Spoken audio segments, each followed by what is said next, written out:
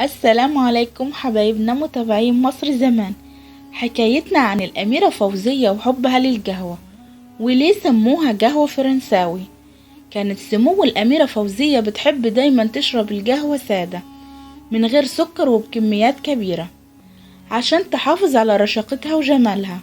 كانت لما بتشرب القهوة بانتظام بتحس بتركيز ونشاط عالي وبتقدر تعمل كل هواياتها وأعمالها الخيرية. المشاكل والصراعات بدأت تظهر في حياة الأميرة فوزية لما اتجوزت ابن شاه إيران محمد رضا بهلوي وسافرت معاه إيران، وكان الجواز ده ليه تأثير كبير جدا على نفسيتها، جميلة لكن دايما حزينة، عشان كده سموها صاحبة الجمال الحزين. طبعا من المواقف اللي شافتها في حياتها في فيديو هتلاقوه في القناة في قصة حياتها وجوازها وكل حاجة عنها. المهم نرجع لحكايتها مع القهوة.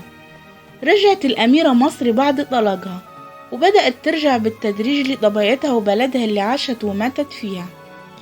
كان حب الأميرة فوزية للقهوة معروف عند كل الناس، وكانت هدايا الأميرة لازم يكون فيها قهوة، سواء حد جايب لها هدية أو هي بتهادي حد، القهوة دايما تكون موجودة.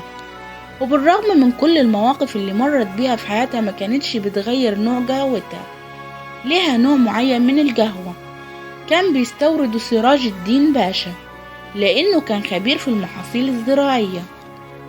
وفي مرة من المرات كان في دكتور فرنسي صديق للعيلة المالكة نزل زيارة مصر وحب يزور القصر الملكي، وراح القصر واستقبلته الأميرة فوزية وقعد معاهم، ولاحظ ان الأميرة بتشرب قهوة كتير جدا، فنجان يخلص ويتعمل اللي بعده على طول.